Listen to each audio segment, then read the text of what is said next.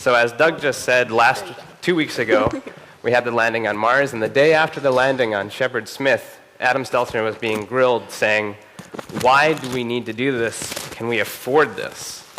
Can we really afford to spend this $2.5 billion? And this is a common reaction to a lot of people when they hear about NASA missions. This brings out this weird anger to say, we can't afford this. We've got to spend money here first and fix our problems here and before we send it out there. And I really am baffled by this. And I think one of the problems is when people think of NASA, they think about NASA landing a big pile of money on the surface of Mars and that's it. And why do people think that? Well, first I need to go and tell them that it's not that much money. Really, curiosity is cheap. And I'm not joking. Curiosity is really cheap. And a lot of you probably think, well, I don't know, it's like $2 billion, $2.5 billion. And that's a number that is thrown around a lot, this one. And what it is people latch onto this number.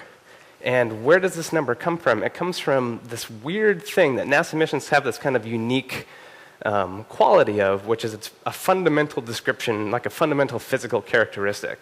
Every news story you read is going to mention the price of curiosity every single time, whether or not it's about the price or the building of the mission.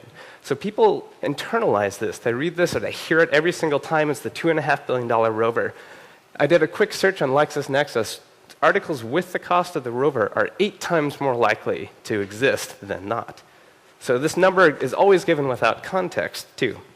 So I think what happens is that people hear the cost, and think that NASA goes to the rover store, buys the glamour model off the shelf, and then that's it. They swipe Uncle Sam's credit card and they're done.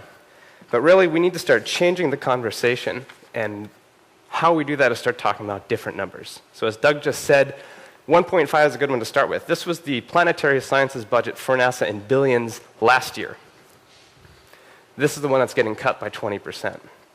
This is the number that NASA runs all planetary science missions out of. To give you some context, it's a little bit less than Americans spend on dog toys every year. Actually, it's significantly less, like $400 million less. This is a tiny amount of money. You know, this is less than 10% of NASA's budget, and it's about diddly squat of the whole national budget. So here's the math, in case you want to do that yourselves. So you're saying, so 2.5 is a lot bigger than 1.5. How does NASA afford to pay for curiosity? Well, there's another number that's coming up, and that's 8.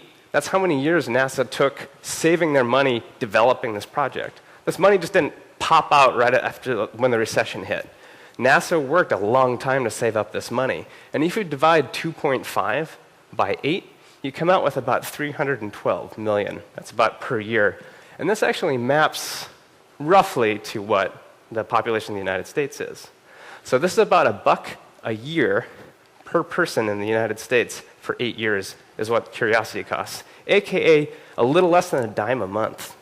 If you've lost money at a rate of $0.10 a month, and I guarantee you all of us have, you've lost more money than we've spent putting curiosity on Mars.